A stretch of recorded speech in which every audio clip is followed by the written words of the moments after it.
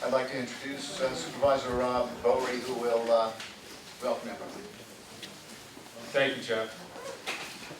Good morning. I am Rob Berry, the supervisor of the town of Germantown. Before we begin, a note about safety. Please familiarize yourselves with your surroundings. The exits to your left and behind you if you need to leave the building. Thank you for coming out today. We have with us Mayor Rector, Rick Rector of Hudson. Assemblymember P.D. Barrett should be here any minute. Her assistant, Ray Tom McCarthy, is here. Is Chris Thompson here? And we also have several elected officials from Columbia and Dutchess County towns and villages.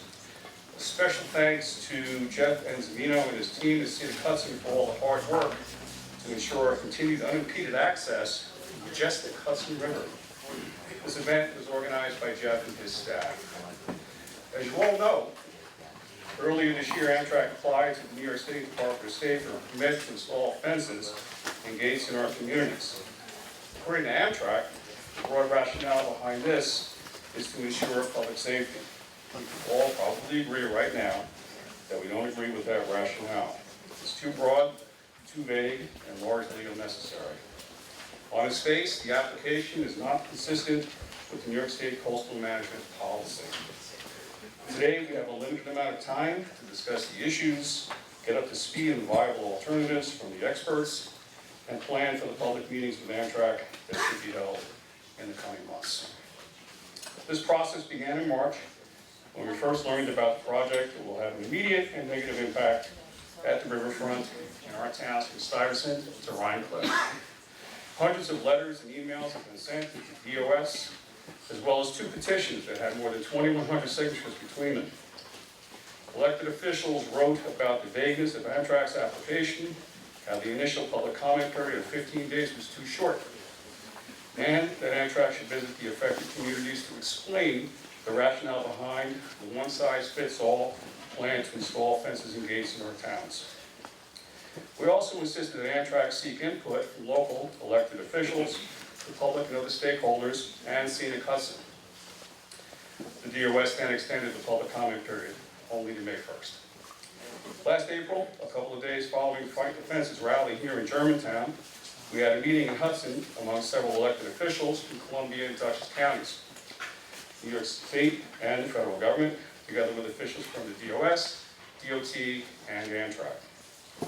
We again argued the same points and made the same requests.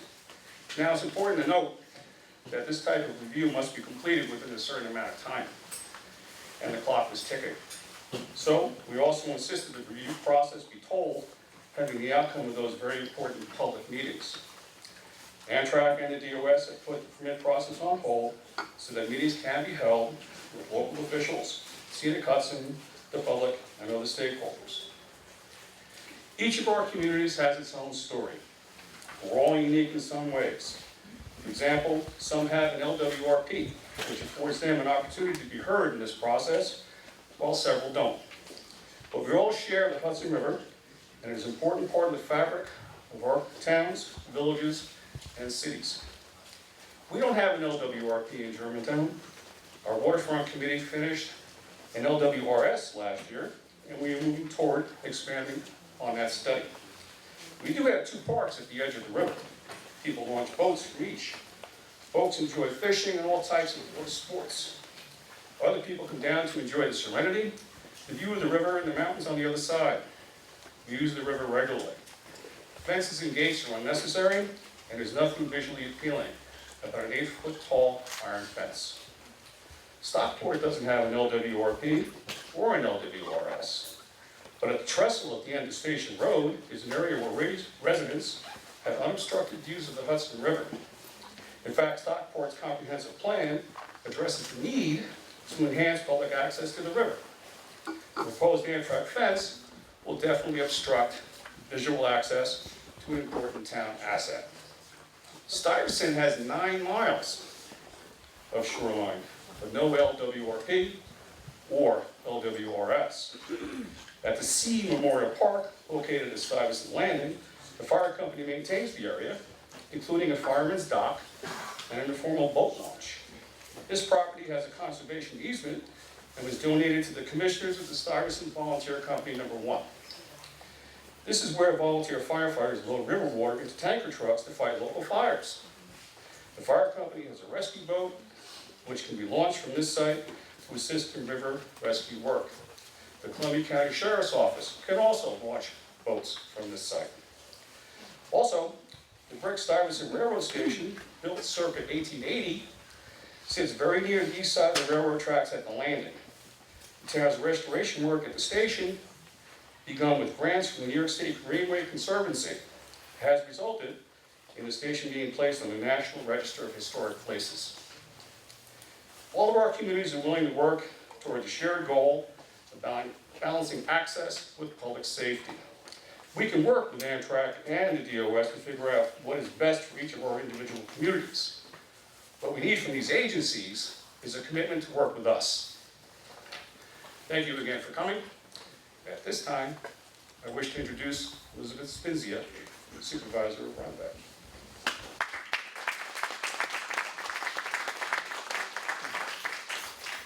Thanks, Rob. Good morning, everybody. Thanks for coming. And Germantown, thanks for hosting. It's a really great turnout. I want to especially thank Jeff Anzavino and Steve Rosenberg and everyone at Scenic Hudson. You have put the resources of Scenic Hudson behind us to support us and coordinate us and really help us to organize. And it's thank you. The Hudson River is both a National Heritage Area and a Superfund site. And it really needs a continued positive relationship with the public in order to thrive and heal and continue to be the majestic river that it is.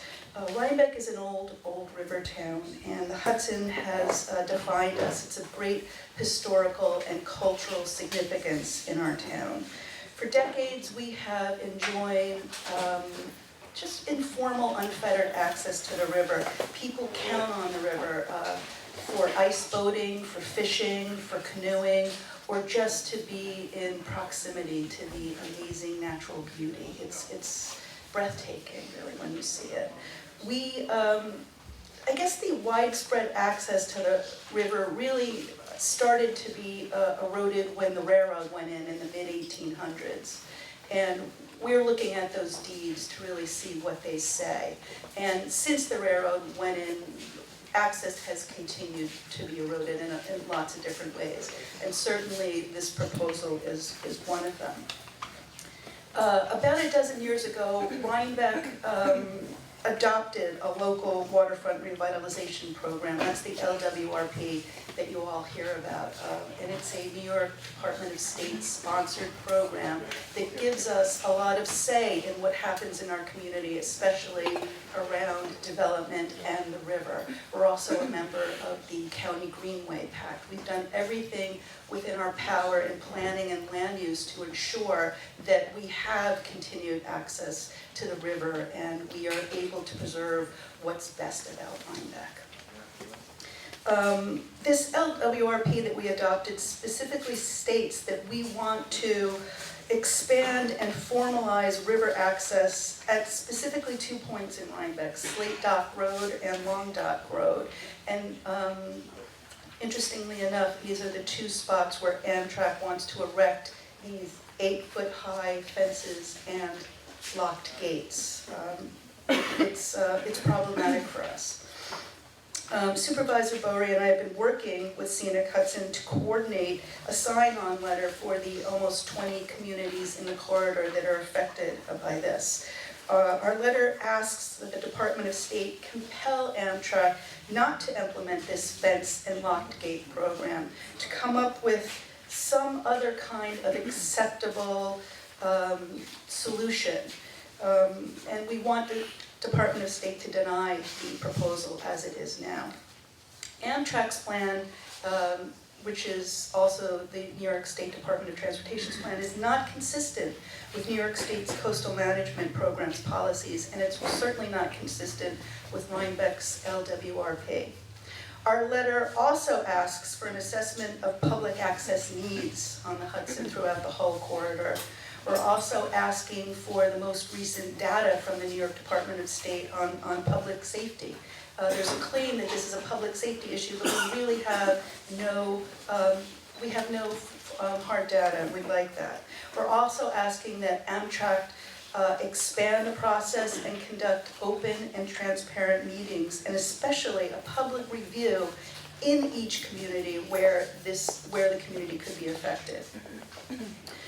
We are also hoping and asking that the New York Department of State and AMTRAK work together to revise this proposal once they get the data from what we're asking them to do, and ensure that there's a consistency with their plan, with the coastal management policies and individual LWRPs. And beyond that, a plan that works for the needs and desires of the public.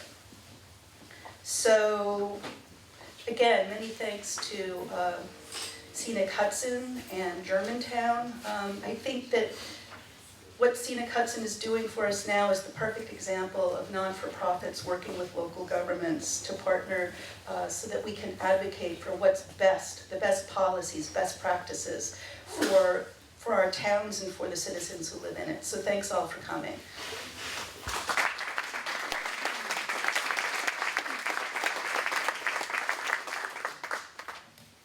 Good morning. I am Steve Rosenberg. I'm the Senior Vice President at Scenic Hudson, and I just want to start off by thanking Supervisors Bowery and Spinzia for their incredible leadership and all of the other public officials who are here. I had first thought that I would sort of identify them or their representatives one by one, but it probably numbers a dozen or more at this point I'll just mention sort of from Congressman-elect Delgado's office down to many of the municipalities along the river, Assemblywoman Dee Barrett, I am going to name some people, and Sue Serino's office, and Senator-elect Daphne Jordan's office, and again, many of the municipalities. So thank you all, but mostly I want to thank all of you for coming out this morning. You know, when we first started planning this, Jeff, who is a hero, you should all have Jeff's cell phone number on your phone under sort of, you know, that you hit the button and it calls him immediately,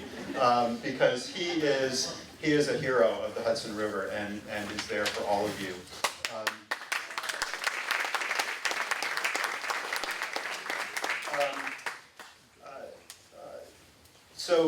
But when Jeff first said, you know, we're going to plan this for a Saturday right in the middle of the holiday season, a week before Christmas, my thought was, really? Nobody's going to attend. But the fact that you're here either shows that you care really deeply about this topic or you really hate holiday shopping. So thank you for being here. Scenic Hudson exists. Our founding was really about giving ordinary citizens the tools and the right to participate in public decisions that affect the environment. And Scenic Hudson's origins go back to a legal battle before which that right did not exist. And the fact that we're all here talking about an issue like this with our officials at every level is testament to the power of the public. And in the Hudson Valley, there is such a legacy of efforts like this resulting in positive, tangible outcomes that result in a better Hudson Valley. So thank you for that. I think most people would agree that the Valley's very identity depends on its relationship with two things, and many other things as well, but the two are the Hudson River and our relationship, frankly, with New York City. For more than 30 years, and Elizabeth Spinzia mentioned this, our communities have been trying to transform our relationship from where the river was really sort of the industrial back alley of many of the communities along the riverfront to where it's our front doorstep, and where we greet people who come to our communities and where we increasingly have access to the river.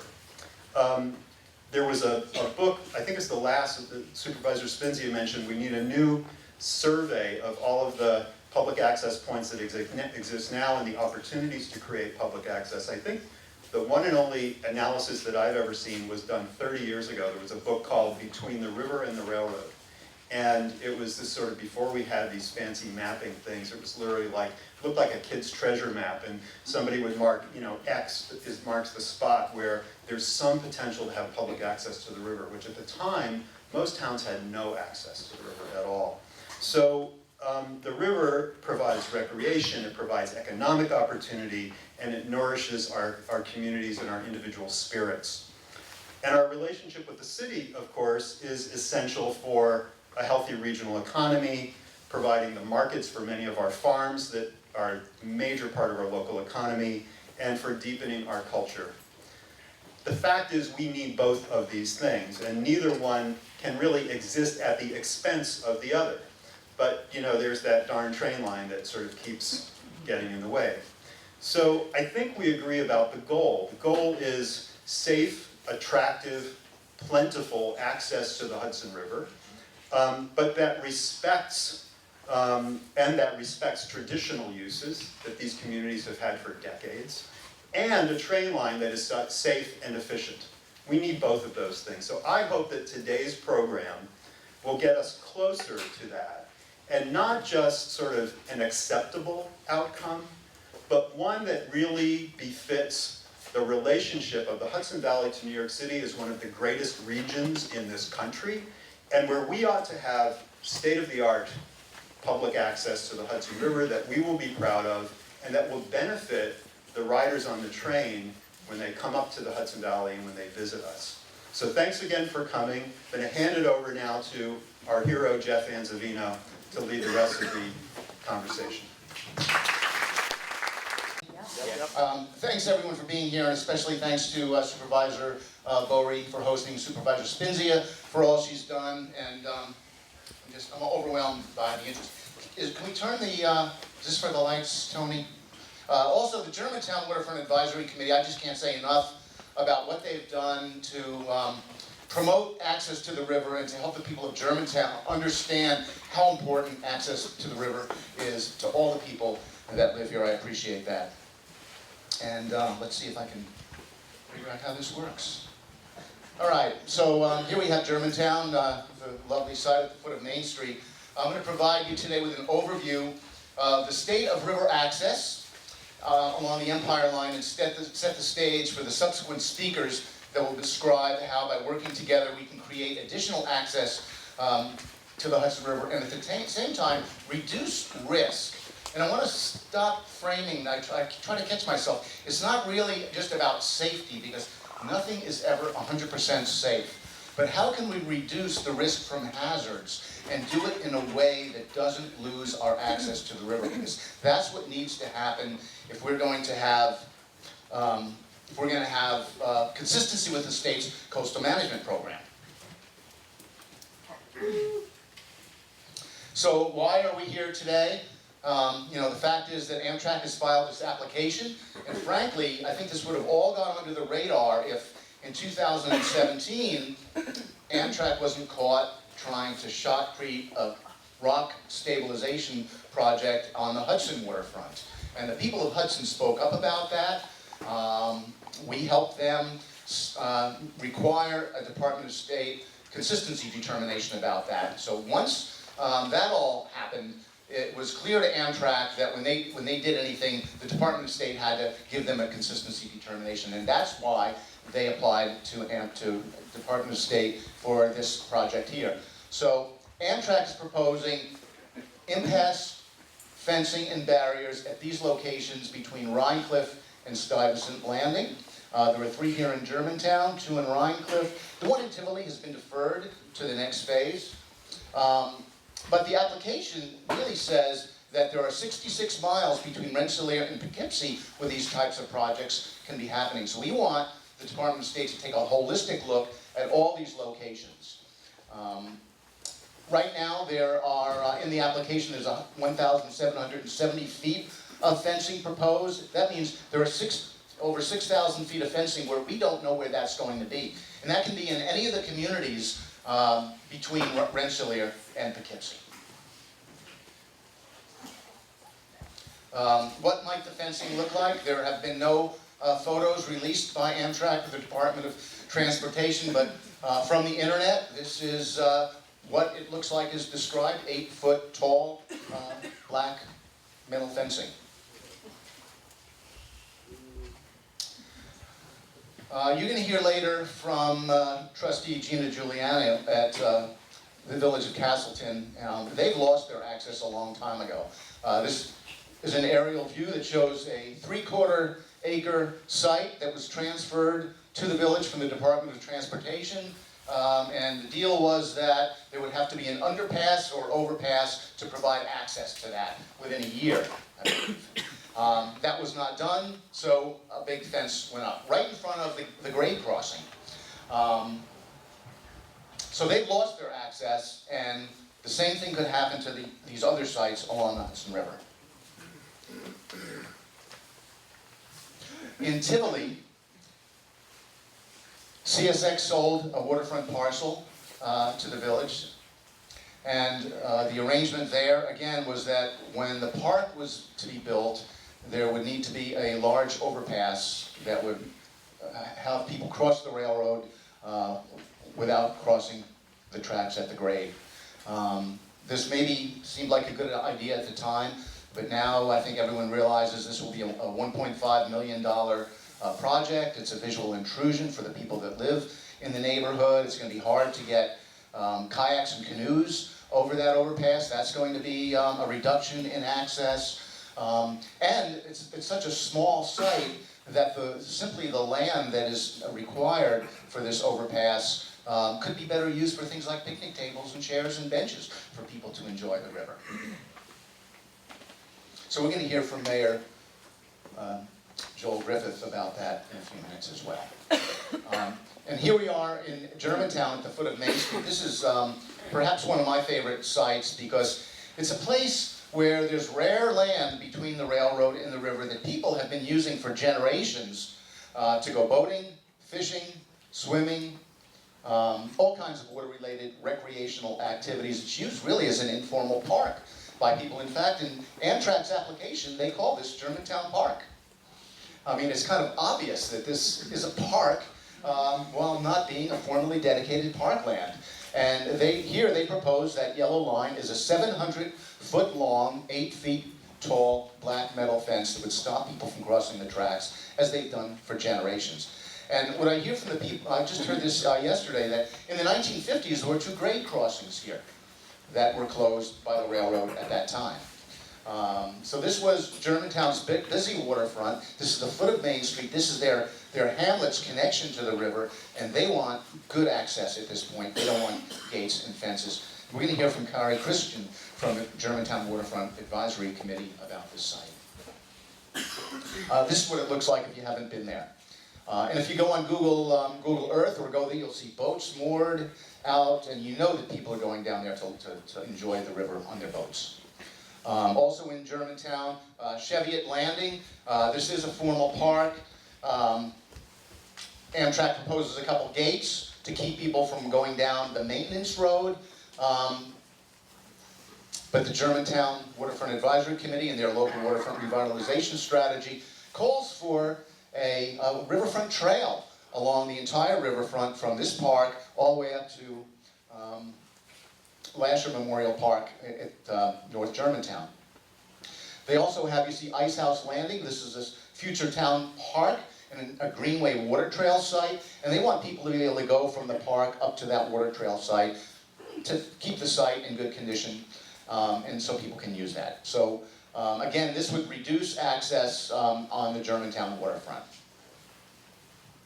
We're going to hear from Jen Crawford later about rails to trails and how formalizing trails along railroad tracks can actually help reduce risk. I almost said be more safe. Reduce risk while increasing riverfront access. This is what it looks like down in Cheviot. And in Rhinecliff, I think we heard well from Supervisor Spinzia that this site at Slate Dock, where you can see a yellow fence, a long fence, a gate at the fence, and then a gate just to the north on the maintenance road. to keep people from crossing the tracks. People cross the tracks there quite a bit to fish at Slate Dock and Long Dock. And that clearly violates policy in Rhinebeck's plan. So this site is also the point of entry for anglers fishing along a long stretch of shoreline north of Rhinecliff. If you look on Google Maps and you zoom way in, turn on the satellite view, and then go toggle your way north between Rhinecliff and Claremont, you'll count 30 cars and trucks parked along the railroad maintenance road. And based on the fact that there's no leaves on the trees, this is obviously striped bass fishing season in the spring. So people are using this maintenance road for water-related recreation. They're fishing. By putting up these gates and fences, this would violate both the state's coastal management policies and Rhinebeck's local waterfront revitalization plan. Rhinebeck's local waterfront revitalization plan also has a proposed project that involves a waterfront trail or a boardwalk between the town dock, which is the former park where the boat launch is near the train station, north to Slate Dock and Long Dock as well. So this would also make it more difficult to create that waterfront trail and boardwalk that they envision in their local waterfront revitalization program. These are some of the policies in Rhinebeck's local waterfront revitalization program, policy 19, 20, 21, 21B. I've got this all written out in a report that explain they want more public access, not less, and specifically mention Slate Dock and Long Dock for more access. So how do we reduce risk and increase access to the river? We did some research and it's been confirmed by McLaren in a wonderful report we have in the back. And I want to thank Peter Maluski and George Stafford and their team. There are other places in the country where there are special gates that allow pedestrians to cross the tracks to reach the river or to reach the Pacific Ocean in this case, and trails along railroad lines that have high-speed passenger rail. We would like New York State to take a look at this as a way to reduce the risk of injury or fatalities along railroad lines, and also increase access. We think that's what's needed in order to make this project consistent with the state's coastal management policies. So that is the end of my presentation, and I have just a couple minutes for questions from me, otherwise we'll move on. Yeah, the presentations will be available, people, and I'll bet if I work with Jen Crawford, all the presentations can be on the gatesgate.org website. That's the landing place for all the information about this, we might call it the Empire Corridor South River Access Initiative. Ma'am? So if we're suspecting that AMTRAK's motivation is not passenger safety, then what is the suspicion? What is the reason that they're doing this? Well, I suspect. It's safety. It's absolutely safety, and it's not only the people that might be struck by a train, but if someone is struck by a train or a vehicle is struck by a train, what happens to the people on the train?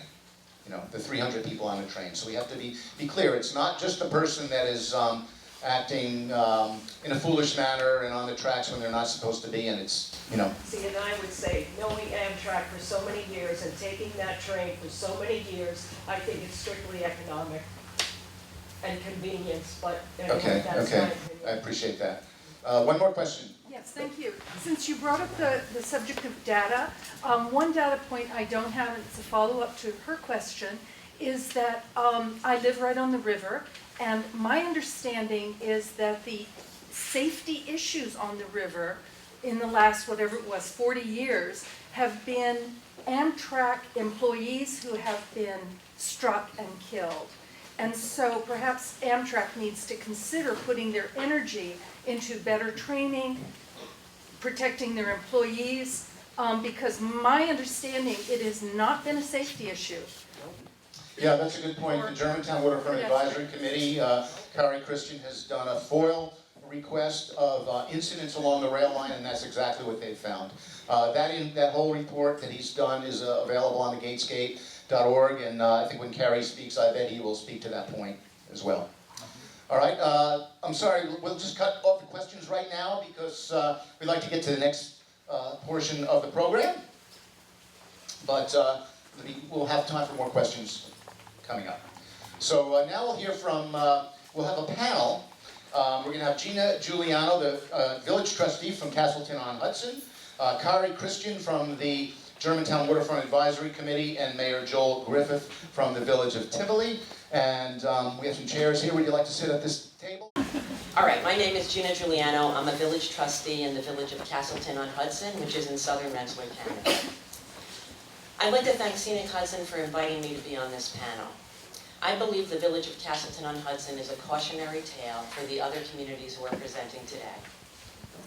As Jeff mentioned, in 1994, the only public grade level crossing in the village of Castleton-on-Hudson was closed.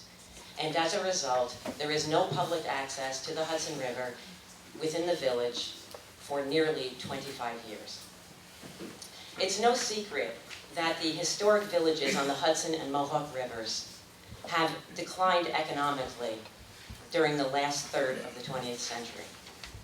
However, many communities have been able to take advantage of things like tourism and have experienced some revitalization. Unfortunately, the village of Castleton-on-Hudson's downtown has been unable to capitalize on its biggest asset, geography. It is located on the east bank of the Hudson River, but it is cut off from the shore by railroad tracks, a fence, locked gates, and no trespassing signs. In 2014, something terrible happened in the village. The Stewart's shop closed after 40 years of operating on Main Street. The village's business district had been gradually declining for many years, but the loss of its anchor store Stewart's was a wake-up call. The village had been negotiating since the 1990s to restore public access to the river, but those efforts had been unsuccessful. When Stewart's closed, it became clear that more needed to be done about public access to the Hudson River, or the few remaining businesses might also be shuttered, and new growth would be at best difficult. I'll close by sharing that this cautionary tale might just have a happy ending. In the spring of this year, the Rensselaer Land Trust released their estuary-funded Hudson River Access Study, which designated Riverfront Park in the village of Castleton-on-Hudson as a high priority site for public access. About a month ago, the New York State Department of Environmental Conservation awarded the village a 2018 estuary grant that will be used to develop plans for Riverfront Park and to secure public access to the shore. I'm hoping that this story is now one of optimism, and that the other Hudson River communities are not, or can be spared, the village of Castleton-on-Hudson's quarter century of blocked access. Thanks a lot, again, for inviting me today, and I look forward to taking your questions later.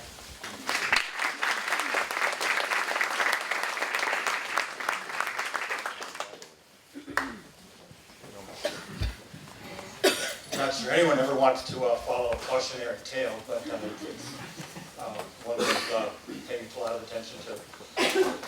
My name is Kerry Christian. I'm with the Germantown Waterfront Advisory Committee, and speaking pretty loud. I hope everyone hears me. Okay, I'll try to get even closer and louder. I'd like to welcome everybody to Germantown. It's wonderful to see so many people here for an event like this. I could also say welcome to Ground Zero, because Germantown has about half the fencing in this total AMTRAK plan, and it has 6 of their proposals for this area. So we really are the town that AMTRAK unfortunately did not forget. Let me tell you very briefly about the 3 sites in Germantown where AMTRAK has the proposal. About a mile and a half north of here is Lasher Memorial Park. It's a small waterfront park with a grade crossing so you can get to it safely. That grade crossing is not in danger. And it has a state boat launch. And the other direction, about a mile south of here, is Cheviot Park. And Cheviot is also a small park with a small boat launch and a safe AMTRAK grade crossing. In between the two is Lower Main, which you saw in one of Jeff's slides. And Lower Main goes down to the river but does not cross it. Lower Main has had access to the river for generations. We have a picture in one of our posters. We actually have 3 posters back here, and there's a picture in one that shows the grade crossing there back in the very early 60s. So we've had access to the water at Lower Main for a long time. AMTRAK is trying to put these very huge inappropriate fences and gates in this area. The fences are just not what's of a scale for this area. The fence at Lower Main is particularly troubling because it's trying to keep people from accessing the river. And what we need at Lower Main for safe access is to have a pedestrian grade crossing there. We need a way for people to go from Lower Main, which connects to the hamlet, to the central school. We need to be able to go from Lower Main over to the waterfront. The gates that they're planning to put into the 2 town parks are especially troubling because they're trying to cut off access to our waterfront area. In between the 2 parks is a 2.5-mile shoreline service road that AMTRAK uses for service, but it's also used by fishermen, hikers, dog walkers, cross-country skiers. You can see all these uses in our poster, and this is a multi-generational use of this shoreline path between these 2 parks. It's a beautiful natural setting. People who are in Germantown are probably nodding right now because they've been there. If you've not been there, it's really a wonderful area. When you look across the river, of course, you see the Catskills, but when you look back towards the land side, what's special in this area is that there's an alternating series of cliffs and marshes. And it's a beautiful setting. The railroad created these cliffs when they were put the tracks in back in the mid-1850s. And because of this geography, because of this steep area along this 2.5 miles of shoreline, you don't see civilization on that side. You're in a very wild, natural setting in this 2.5-mile shoreline area. The civilization, Germantown itself, has been pushed back from the water because of this steep terrain. So it's a wonderful area in which to take a walk or to go fishing or to ride a bike. AMTRAK does have a plan. They want to increase safety by cutting off access to this area that Germantown has traditionally used. The Waterfront Committee has a different plan, as you might imagine.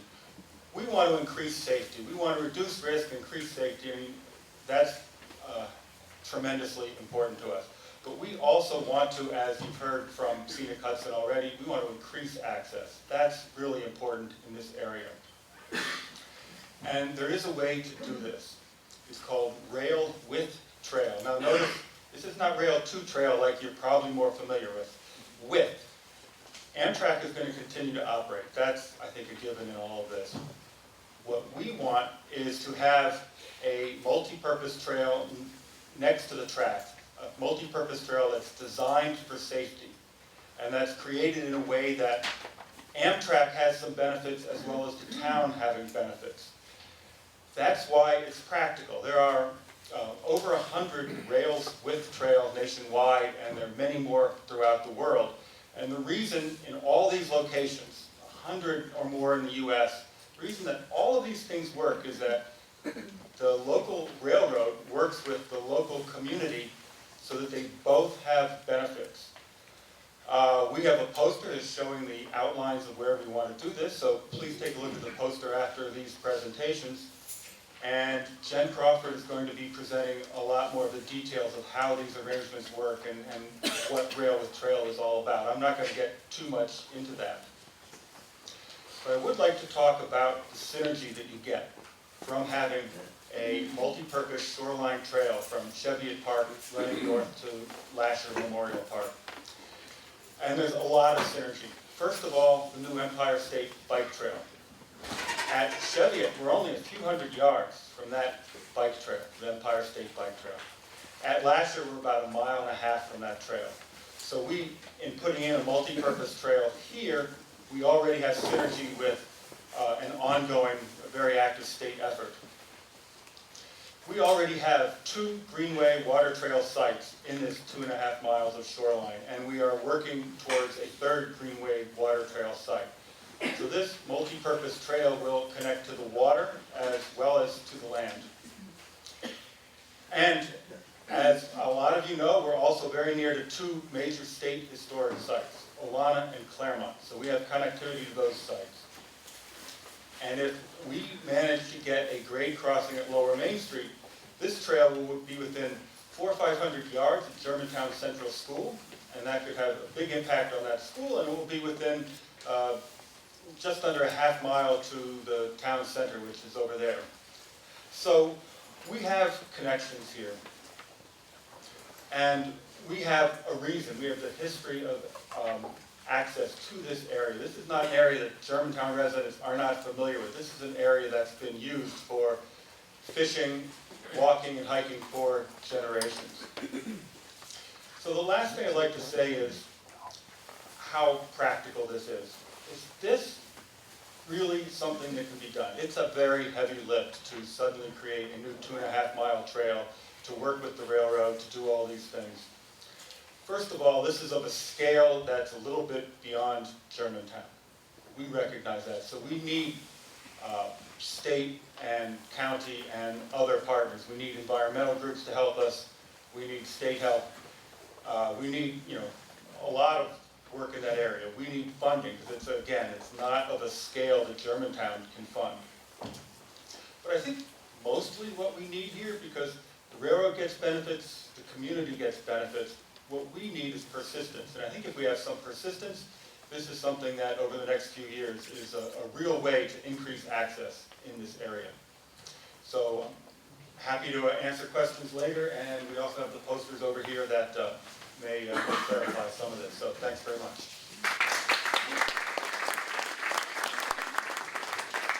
Can everyone hear me okay?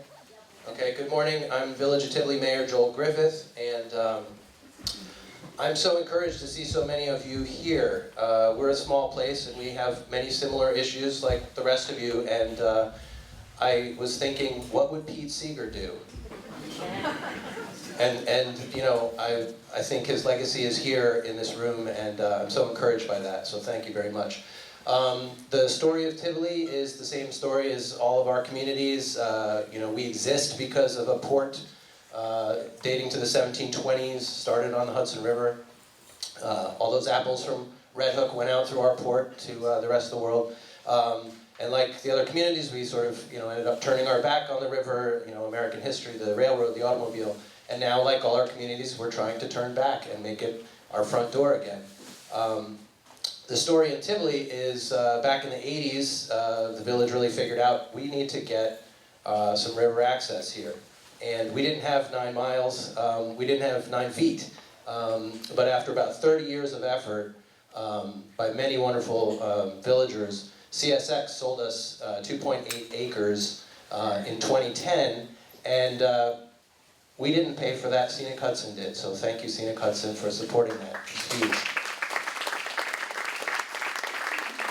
So we got the land, but now we're trying to build the park, and there are a lot of headaches and challenges with that. We have, like all our waterfronts, tremendous views. It is in current use consistently and constantly, from the striper fishing, the kayaking. It is a park, whether it's an official park or not. Sure. So the goal is to make it safe for everyone, less risky. And one of the conditions when CSX sold it, and this is before AMTRAK came in the picture, was that, sure, we have a current at-grade crossing.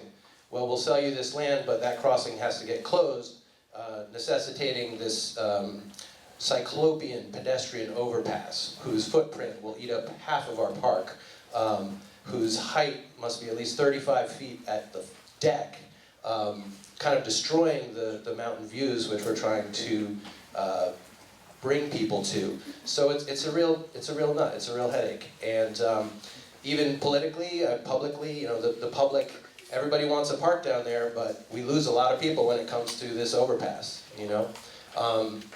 We are fortunate that we've been an LWRP community since 1991. We have a grant out right now to update our LWRP, partly because it's old, but also because the little village of Tivoli has chugged along and actually achieved a number of the goals which were outlined in the 1991 LWRP. First and foremost, securing public land on the edge of the Hudson. So if anyone's never been to Tivoli, come on down and take a look. It's beautiful and charming, and we would also be the only sort of public access in the entire township of Red Hook. Hi, Supervisor McKeon, thanks for being here. So yeah, we are standing shoulder to shoulder with you all, and while when AMTRAK learned that, hey, we got plans, 30-year plans for this park, and we've put money into it, and oh, you have? Okay, well, we'll defer your gating and fencing. We'll put it in phase 2 or 3, whenever that is. So as far as I'm concerned, it doesn't give me any, I'm not breathing any more easily. If you're in a municipal government, you know that 2 years, 3 years is a blink of an eye. And while Tivoli may have been deferred, we feel shoulder to shoulder with the rest of the communities, and it's just as urgent for us to stay a part of this effort. So thank you very much.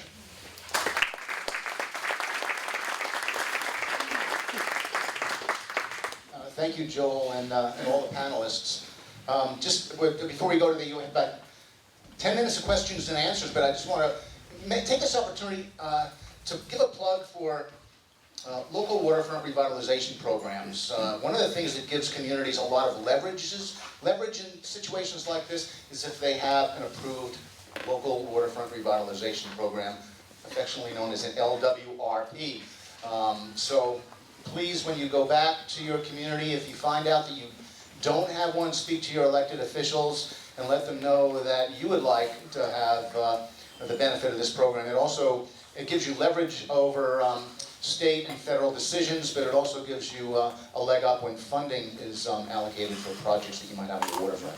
So let's open it up to questions of anything we've heard so far, or the panelists. I'll start right over here, sir. I have two things. One, I think it would be worthwhile for Joel to expand a little bit about what Tivoli has tried to do to look at alternatives for crossings and some studies that were done there. And also I would urge all of us to include health and safety when we think about the waterfront access. About 10 years ago, and subsequently 2 years after that, I was making efforts to try to figure out how to stop CSX, and then when AMTRAK took over the tracks, how to stop them from spraying Roundup as a defoilant, to get rid of all the weeds and stuff, but they are spraying each year along the tracks, and that is a real health issue for all the communities that are along the river. And if we could also include that in our efforts of communication with AMTRAK. Thank you. Has everyone heard that, Joel? Hi, Jeff. Thanks for coming. Let's see, there were a few parts of that. So alternatives of access. I mean, we have sort of started with this restriction that, they wouldn't part with the land unless the at-grade crossing was closed and some sort of overpass. And so we've only been working in that context, and it's very exciting to see these pictures of pedestrian gates. It's amazing, because that's not something that we had identified, and that's a perfect way that an organization like Scenic Hudson can help a little place like Tivoli. It's a public park, ADA compliance is important, and so, in addition to kayaks, how do you get, a wheelchair up and over? And again, we don't have any good, satisfying answers to how to do that. Elevators aren't feasible. We had a flooded elevator at Village Hall, nowhere near the waterfront, and that took 3 years and a lot of money. So we're not going to do an elevator, and then you have some sort of lift on a staircase up and over. None of those are satisfying, or an elegant solution. And we want it to be elegant, like you said before about, we are one of the great regions of the country, and we should have the state-of-the-art technology and practices on how to access the river. Thank you. Ma'am? I can address a little bit to the spraying of the vegetation along the tracks. I called AMTRAK, or it was CSX, when I first saw them spraying along the river, and complained, and especially when I saw everything dying that was there on both sides of the tracks. And they actually did talk to me and speak with me and got me some answers. But what it was is, there's a park. There was a park right there, and they were spraying right near the park. And there's children in the park. Nobody knows that they're spraying. And so they said, oh, well, there's a law that you have to put a little sign out, a little yellow tag that says we're spraying, and they put it out 5 minutes before they spray. And they keep it up, and they don't take it down. And they finally did fine the company that was spraying $1,000, and they continue to spray.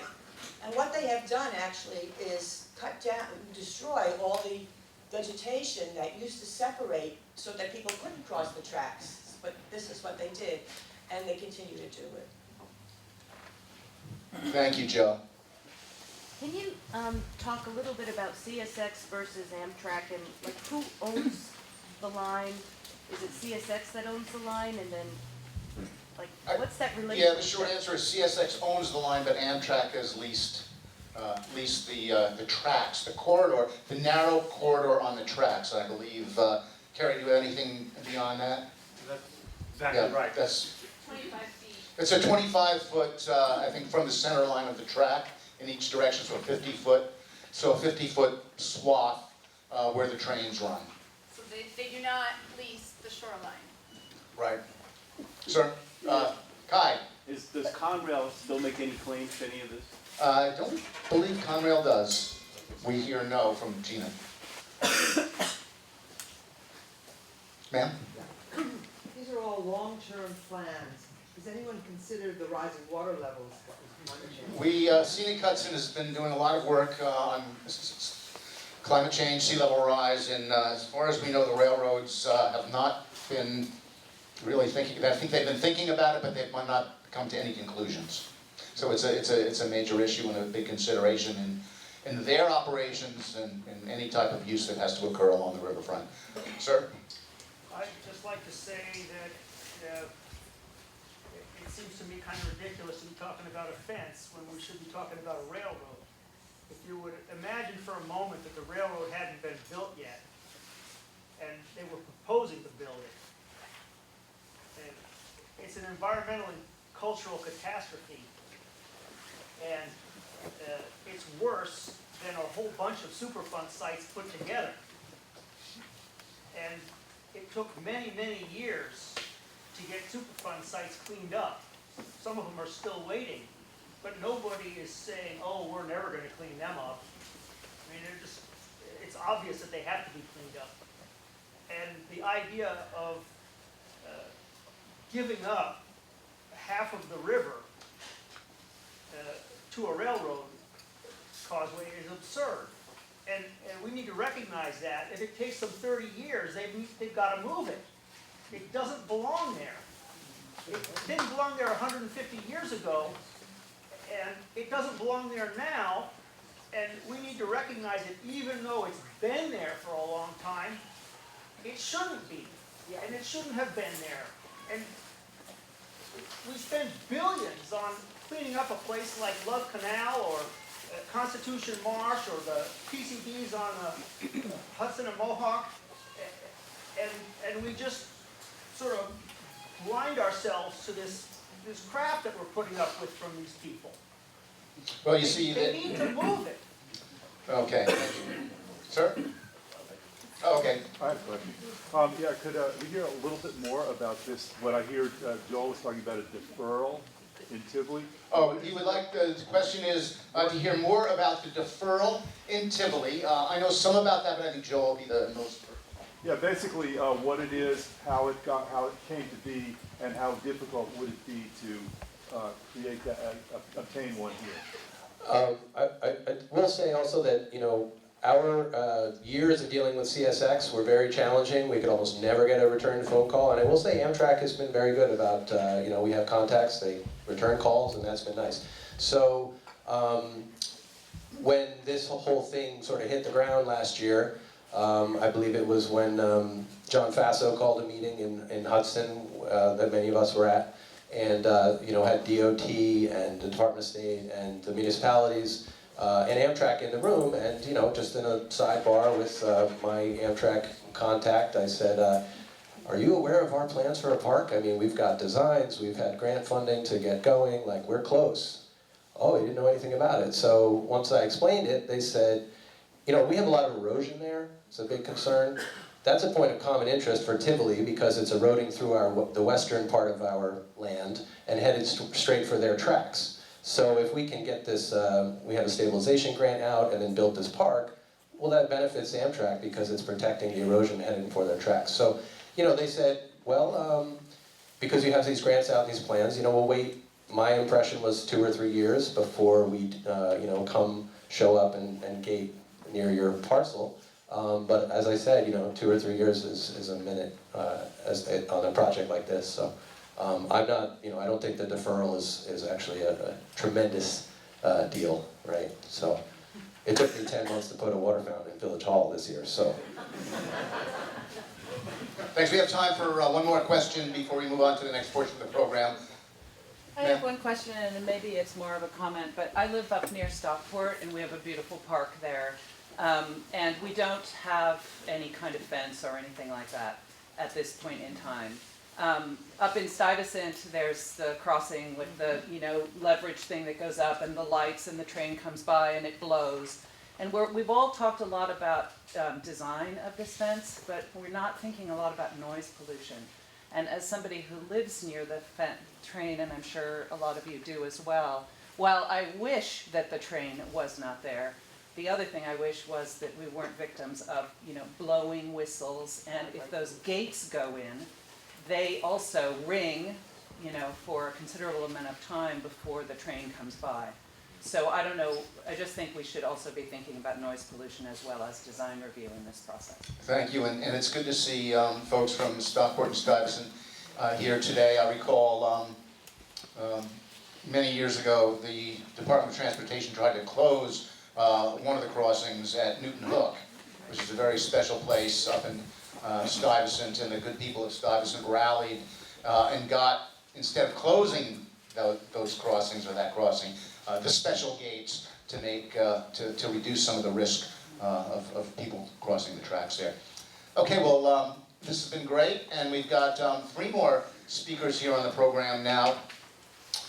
We've got Peter Maluski who'll come up, and there'll be 3 presentations from McLaren Engineering.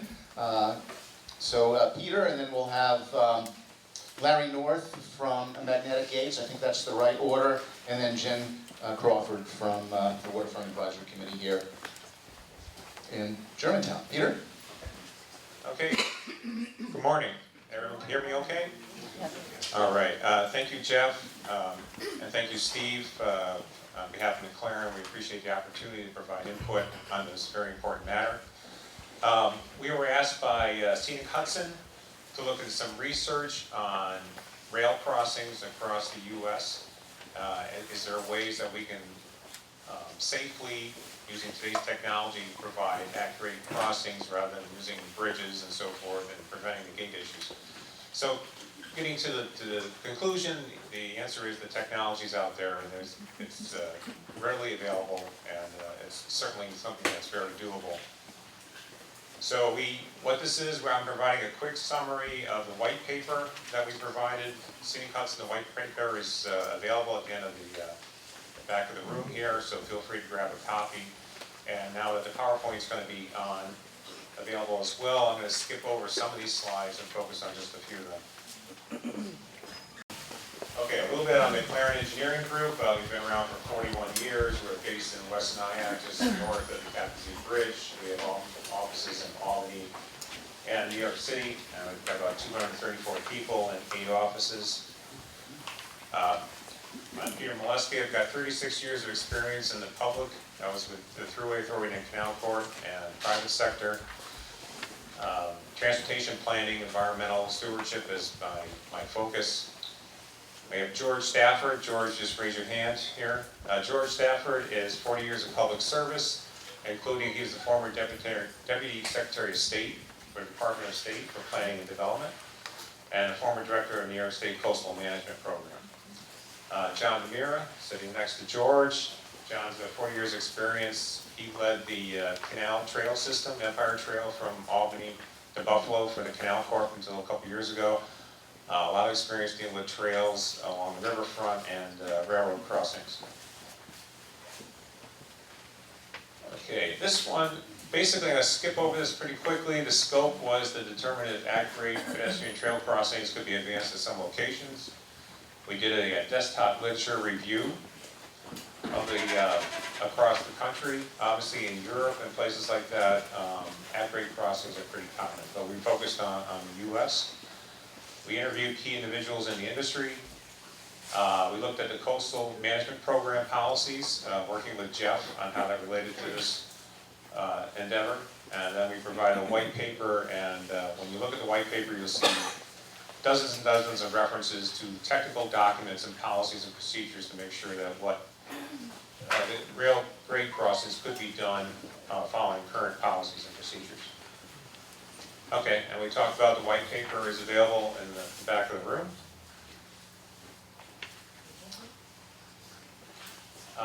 We interviewed 4 people as part of our outreach. The first one is Wes Coates. He's the former AMTRAK general manager for the Empire Corridor.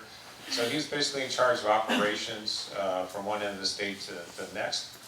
I think I can speak safely for Wes, and he said that he thought at-grade crossings for these higher speed locations were a viable solution. Elliot Ramos and Brian Treek, they're with Illinois DOT. They're doing high-speed rail in Chicago to St. Louis. We'll have a couple slides on that later. And Tom Vonnegut with the City of San Clemente Engineering Office. All right, the background, Jeff and the earlier speakers have done a good job covering the background of why we're here today. So I'm just going to focus on the last bullet, which some folks have already brought up, and that's safety. The next slide I'm going to show the Empire Corridor study, which DOT has done, and a very comprehensive document. One of the findings was that the New York State DOT study, this is from Buffalo to New York City for the entire corridor, from 2002 to 2011. There were only 10 incidents that occurred on public crossings. 7 resulted in injuries, no fatalities. So if you look at 400 to 500 miles of rail, the number of crossings, from a safety perspective, it's not a large issue. All right, so this you can go on the DOT website and the high-speed rail program that they worked with AMTRAK and FRA to develop. This was from 2010, 2016. We did the environmental impact statement. I was actively involved with that with another firm at the time, so I'm familiar with the document.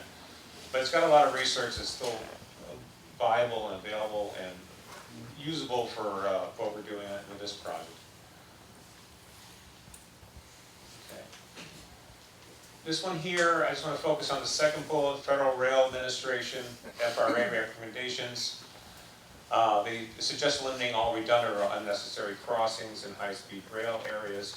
One thing I want to mention is that in this area here, it's called the Empire Corridor South from Albany to Poughkeepsie. So trains, and they're called emerging high-speed rail. So when you're between 80 miles per hour and 110 miles per hour, it's considered emerging high-speed rail. When you get across 110 miles per hour, then it's high-speed rail. So this is emerging high-speed rail. Anyway, but here's FRA, the national governing body for railroads, and they said that installing the most sophisticated traffic control warning devices using 4-quadrant gates, we have a couple pictures on that, for speeds between 80 and 110 are satisfactory. So they're saying that at-grade crossings are viable. And I'm going to go over these really quick because Jeff already covered them.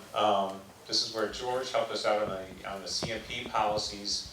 Policy 19 the coastal management program is that access shall not be reduced, nor shall the possibility of increasing access in the future be eliminated.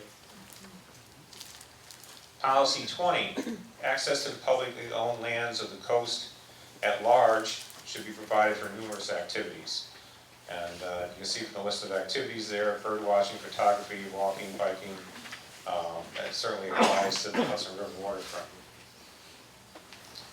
Policy 21, among priority areas for increasing water-related recreational opportunities are those areas where the use of the shore is already severely restricted, i.e. railroads. So again, they're saying that the policy should be to work doubly hard to improve the access. All right, I'm going to skip over these. Basically, we did a lot of research on at-grade crossings and the types of, there's passive restraints or signage and so forth, and there's active restraints, which are moving gates. And I'll just show you some photos going forward on that. There's more information on that in the white paper. All right, passive devices include fencing, pedestrian barriers, pavement markings and texture, refuge areas, and fixed message signs. And just some examples here where the gates on the upper left, they're actually, when a train comes, the gates lock, and you can't get in, but you can get out if you're already in there. The middle picture in the upper right, middle there is more of a channeling where people have to slow down and focus that they're crossing the railroad. The lower left, we'll talk about that later, is actually a high-speed rail crossing location in Illinois. All right, so active devices. Active devices are flashers, signals, variable message signs. We all see this on the highway, on pedestrian walkways, and just more alerting the public to that a train is coming. This one's in New Jersey Transit, and we circled the picture on the right there because not only they warned that trains coming, in this case they're warning that there's two trains coming, one in each direction, so don't start crossing as the first train crosses. But if it's the Garfield, New Jersey, and if you look at that video, it's ample warning. Let's skip that slide. One of the things we found out, policy standards and techniques, typical warning time for rail crossings is 20 to 30 seconds. That's when the bells start ringing and the warning comes out. And what we're finding and recommending in areas with train speeds up to 110, and this area is more like 90, is increase that warning to about 80 seconds. So you said the flashing lights and the warnings for that. Someone mentioned about whistleblowing and so forth, and if you have these kind of devices set up and they're done properly, you can, they're called quiet zones, you can actually have the trains not blow their whistle. All right. And I do want to focus on the bridge structures, the next slide down. We were talking about that earlier. A typical bridge would cost $1.5 million to put over the tracks versus $50,000 to $300,000 for an at-grade crossing. And previous speakers talked about the aesthetics and the difficulty of bringing a kayak across the bridge. All right, we've got some examples, 3 locations across this country I want to show real quick. This is Chicago, St. Louis, Illinois. They have quad gates, which are 4 gates for the highway crossing. They have separate gates that you can see there for the pedestrian and bicycle crossings. And then on the left, you'll see gates says do not enter. So that's, if the gates come down, you're already in there. You can push that, you can get out, but you can't get in. All right, so the Illinois DOT high-speed program is already underway. It's a 284-mile corridor. They're recommending 4 quadrant gates, pedestrian gates for the skate gates, fencing, 80-second warning time. Their current speeds operating are 80 miles per hour. They've designed it to go up to 110 miles per hour as they make improvements. Their safety record has been excellent to date with pedestrian crossings. San Clemente Metrolink, Orange County, California.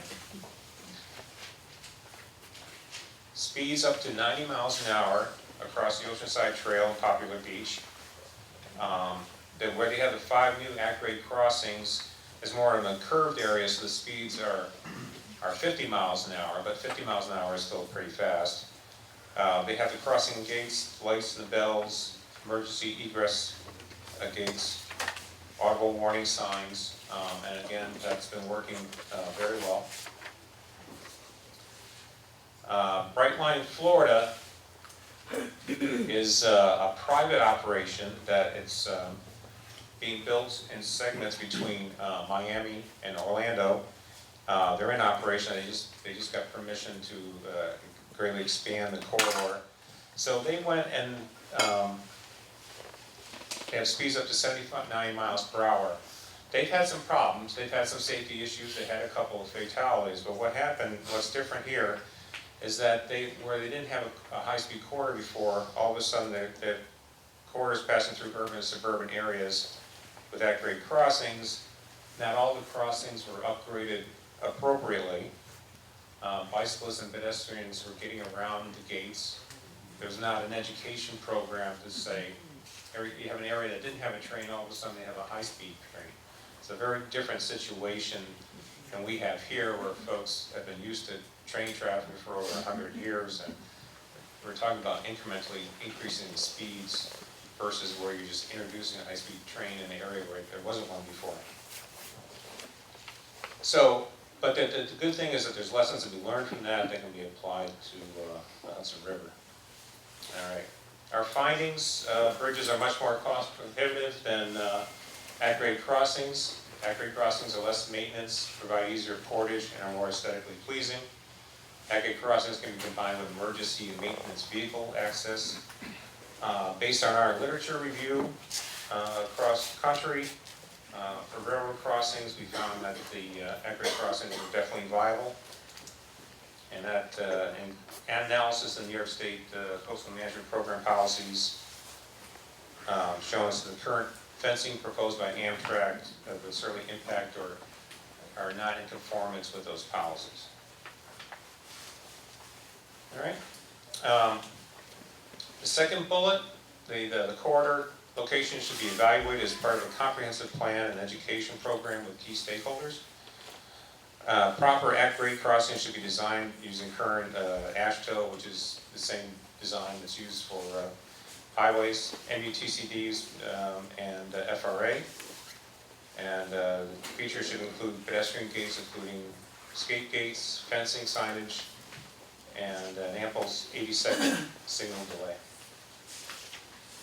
All right, so today, this is at Tivoli, the site today, but we feel, based on the discussions you've heard today and our research, that there's no reason why there can't be a happy coexistence between AMTRAK and waterfront access, and that tomorrow, the access certainly can do the same thing they do in California.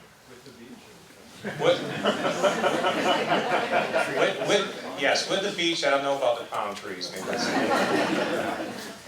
right. That's it. You want to take questions Sure. for Peter right now? Yes. Yes, a physical issue is the speed of sound. And they blow the horns down the track, and you're here. By the time you look up and look at it, the train is really quite close. That's the nature of sound. Yes. Wouldn't a better solution be to have lights or maybe lower sound devices that would be triggered at designated parts electronically, rather than blowing the horn, blow, blow, blow, blow, blow, blow, and then they blow all the way back, blow, blow, blow, blow. And it's up to the engineer. I mean, they vary greatly in the duration of those horns. Yes. Yeah. The question is the speed of sound, and the trains have to blow their horn for quite a distance before they get to the crossing. And that's with these crossing devices, is that you don't need to have the horn blowing way in advance, because what they're blowing the horn for is to let people know at the crossing that they're coming.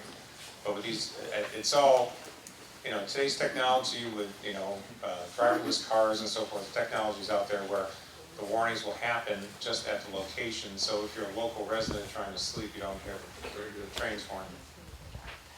Yes? What are the relative costs between these solutions?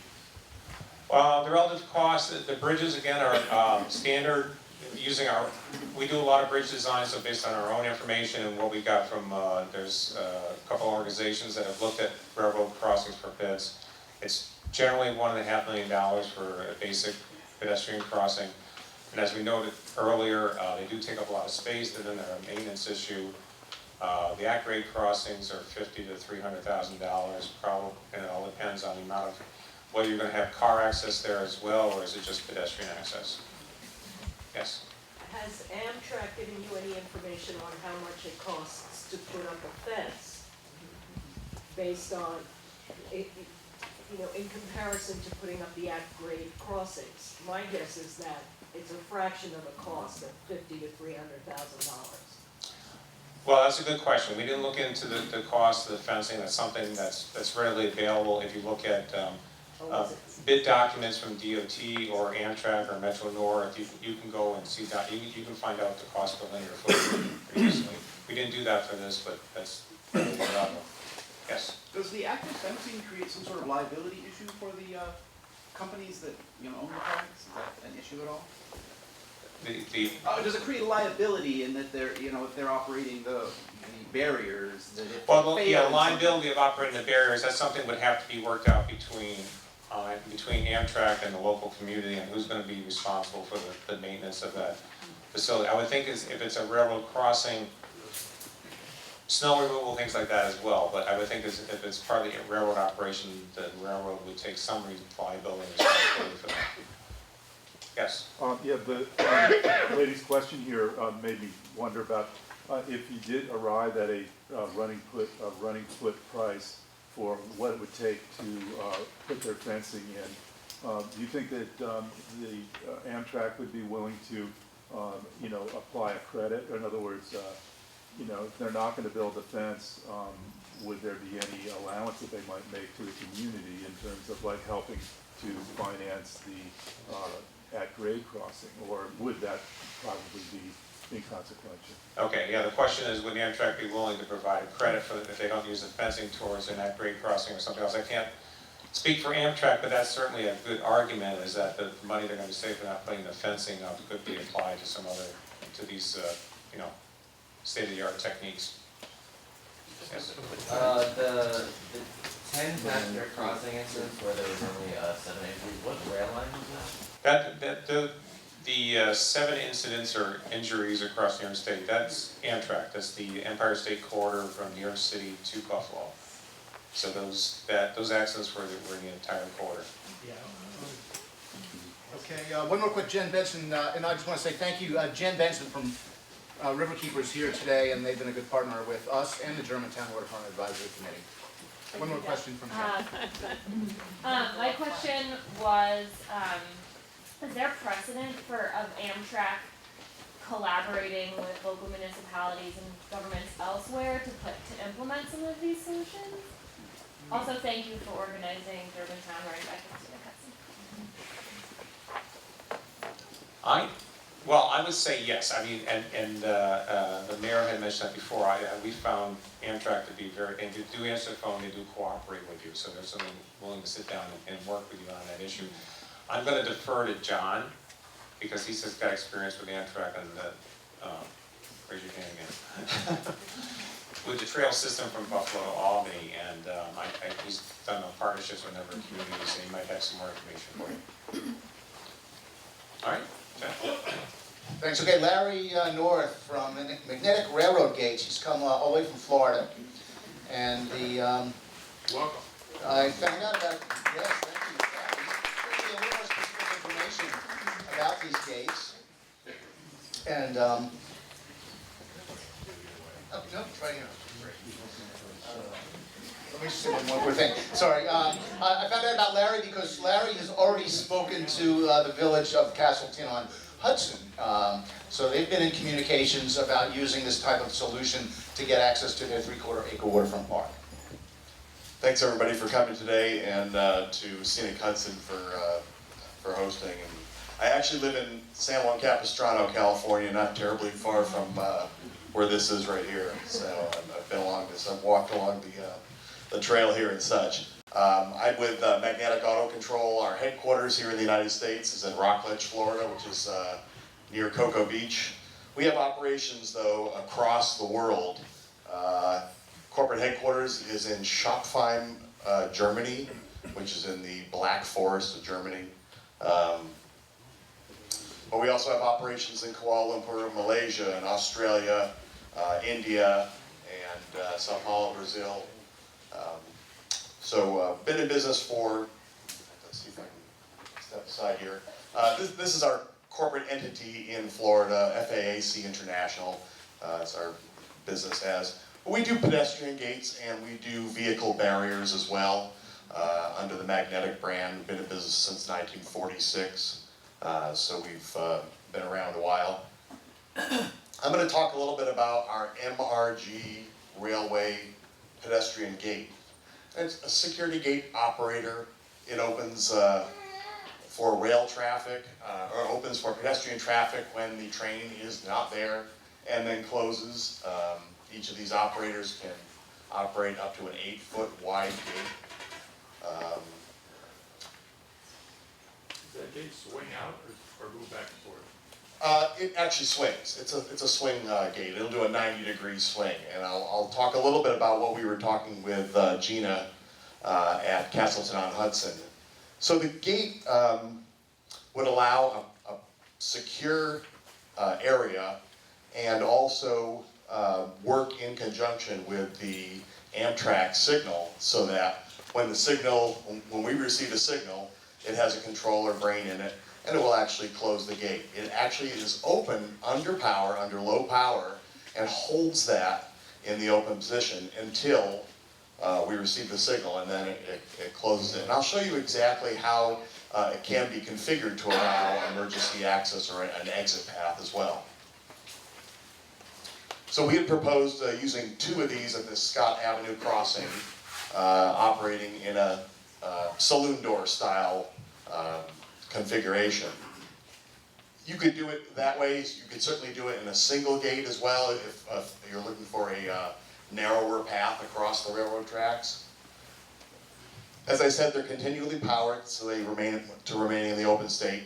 And one of the key features, the safety features, is that if power were lost to the gate, they would automatically close. So it would automatically block access going across the tracks.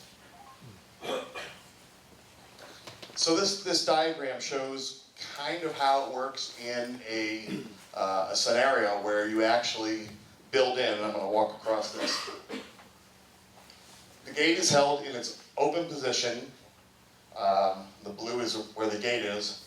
And there's a little, I'll call it a wastegate area. It's really the emergency exit path. And this is something that you would have to have designed for your cities. So it blocks off the emergency exit path. This is a crash gate, something with either a crash bar, or you could do some type of a release button there if you wanted to. And then this is in the closed position. So when you receive a signal, the gate closes and it allows the yellow pathway, which would be in case somebody is, let's say, on the tracks or in the process of crossing, they've got a way to get out. The gate closes in somewhere between 5 and 7 seconds, so it's pretty fast. It's not to say that you couldn't actually push against it. The motor will allow you to do that, but this gives you a nice, safe passageway to get across the tracks. So here's a photograph of one of the locations that has the gate there. Again, these are all elements that I repeated earlier. But, I'll also provide, Jeff actually has this presentation as well. I have data sheets in the back as well, and I have a business card, and I'm happy to answer questions via email or any time after this. So, yes? Are there videos available that show it actually operating? Yeah, there are, and I actually had a few running earlier today, so I'll set that up and run that. I could actually do that right now. I could just run a quick video. Go ahead, yes? You'll have a gate, but you have to have people go towards the gate to cross the crossing. What is left and right of that? Fencing? 8 foot tall? It could be 8 foot tall, but I can tell you in the city of San Juan Capistrano and San Clemente, we have post and wire fencing across 90% of the AMTRAK rail. Could it be natural rocks and things? Absolutely could be that. Okay. Yeah, absolutely could be that. You'd want to have some type of a barrier there, but again, in Southern California, the predominant barrier is 4x4 posts with cable rail running between it. So, can you jump over it? Can you jump through it? Yes, you absolutely can, but it provides that barrier just to say, hey, you're not supposed to be over here. Oh, actually, I didn't Yeah, bring it's it. not on this one. Yeah, the videos aren't on this one. So. Larry has a laptop set up in the back that's looping this video that you can take a look at. Yeah, and I'll actually, I may be able to set that up right now so that if anybody wants to do that after this. Okay, great. Thank you, Larry. So you can see we're not trying to invent new things to make this happen. There are already systems in place that can provide this access in a less risky manner. Jen Crawford from the Waterfront Advisory Committee in Germantown. I'm going to give you the mic now, and thank you for your presentation. All right, everyone. We had a lot of talk about crossing the tracks, but I'm here to talk about creating safe public access along the rail lines.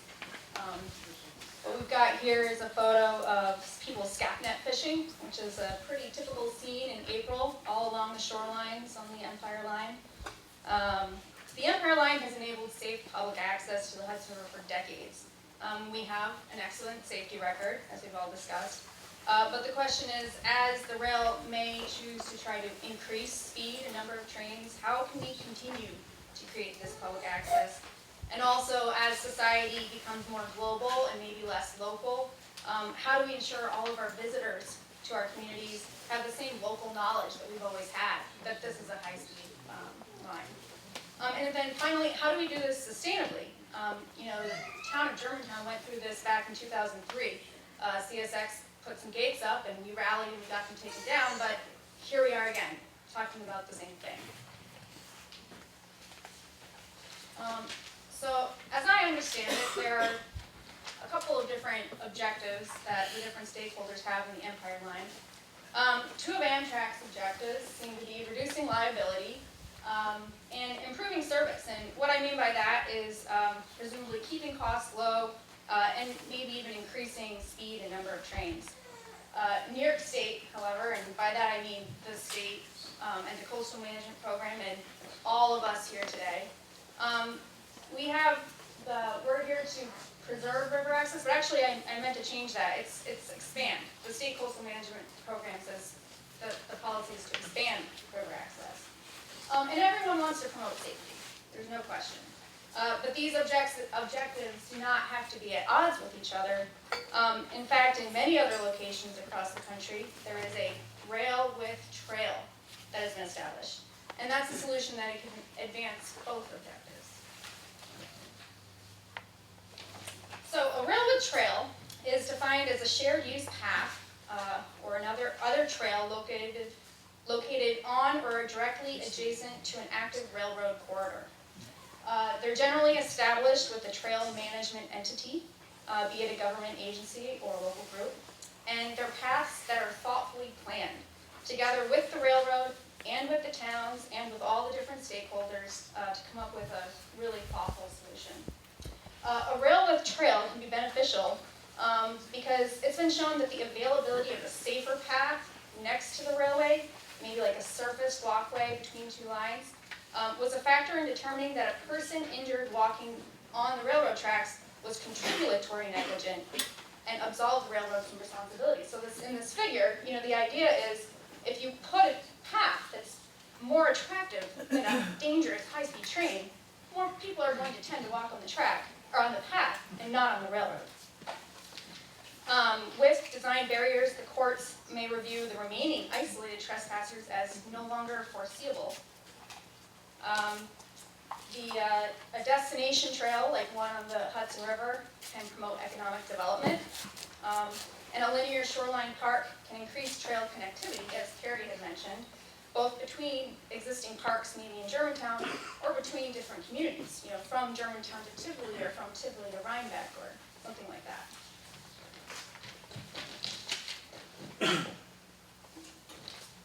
There are a number of design design considerations. And I took these figures from a report done by the United States Department of Transportation Rails with Trails report. There's a lot of really great information in there that I recommend people check out. It seems there's kind of two main considerations, setbacks and separation. So a setback is the distance between the railway and the edge of the trail, whereas separation is the barrier that divides them. Now, there are a lot of different options for types of barriers. They listed concrete walls, drainage ditches, grade separation, vegetation, and also fencing. Although they had a number of different styles of fencing that I'll show in some photos. And the selection of how wide the setback needs to be and what type of barrier needs to be would be dependent on the speed of the trains, the frequency of the trains, the type of barrier you chose. And so that's something that obviously would have to be talked about with engineers and with the railroad to make sure that everyone's comfortable with what is proposed. I didn't really know what photo to put for such a boring topic, legislation, liability, and insurance. But the point is that the railroad is a valuable part of our community now. I mean, a lot of us in this room may have taken the train to get here. And a railroad trail can be beneficial to them because it can reduce liability for the railroads. The federal report identified a number of different agreements that you could choose to use. For example, there are legislative options. New York State has a recreational use statute which limits liability for landowners. We don't have a rail with trail statute. Other states have that, and New York State can consider trying to pass that type of legislation. You could also transfer liability. A trail management group could prepare a contract limiting liability for the railroad, or also the act of property acquisition by a government from a private entity like the railroad changes the way that an accident would be treated under civil law. Some states limit the amount or kinds of damages recoverable against governments in the first place. And then it's also typical for a trail management entity to carry insurance to further reduce risk to the railroad.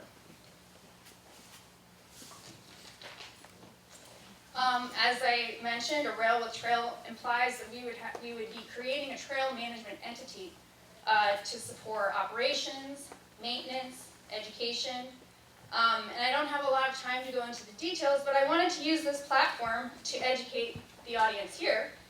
One thing I learned from meeting with AMTRAK is that one of their concerns is actually derailment, and one thing I didn't realize is that if they slam on their brakes, that increases the potential for a train to derail.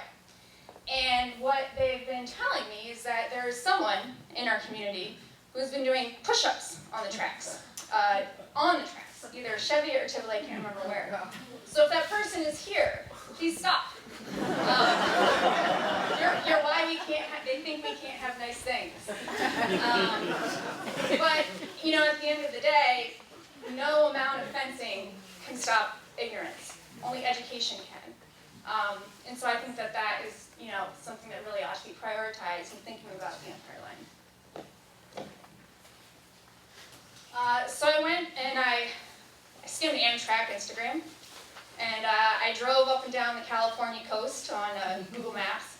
The coastal rail trail, rail with trail, is the most similar situation to what we could possibly have here in the Hudson River. It has passenger trains that are operated by AMTRAK. These trains run at high speed or emerging high speed, up to 90 miles per hour. It parallels their shoreline, and I hear they have great sunsets as well. They also value access to the waterfront, and they value aesthetic concerns. It's a little different though, because it seems like they have more trains. The report said about 40 coasters per day, but that's probably increased since 2002. And they have much higher population density than most of our small communities. And yet they still have come together and they've created a rail with trail, which is pretty impressive.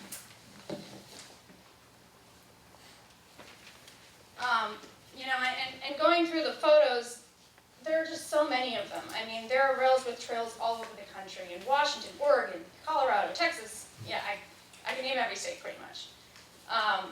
Now, some of these photos are not high-speed trains, specifically the bottom left and the bottom right. But I wanted to highlight the variety and design principles that you could use to encourage people or deter people from walking on the tracks. In the lower left is a little bit of an example of grade separation, where the tracks are actually taller than the surface of the trail. And that makes it obvious that that's the dangerous part, and that's where you should walk. Improve surfaces, again, if you make it more attractive to stay on the trail, people will tend to do that. Vegetation is an option, as is, boulders in the upper left. It creates its own kind of natural barrier that's consistent with a rural community. And then, of course, signage. Signage is integral to identifying what the hazard is. Not saying no trespassing, but indicating this is a high-speed train. Don't go on the tracks.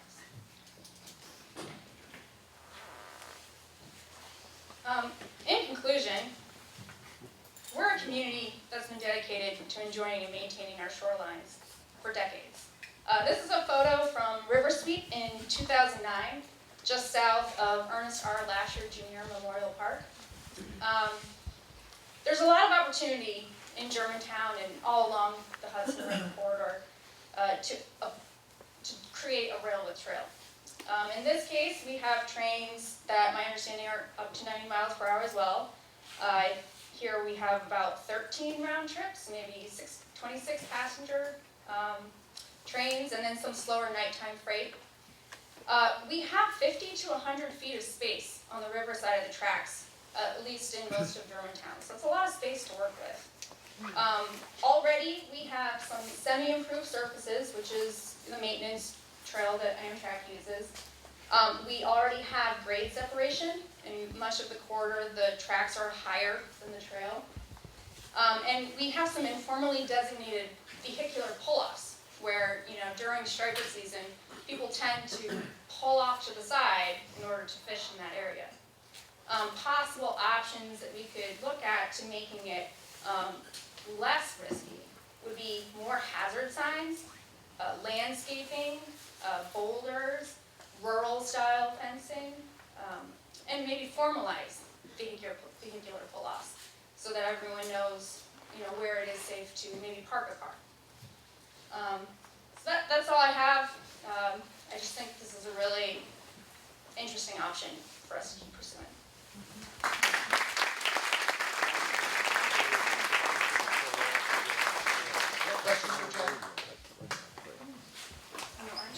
Yeah, I'm not sure actually to whom to address this question. These presentations have been excellent and the varied options have been really illuminating.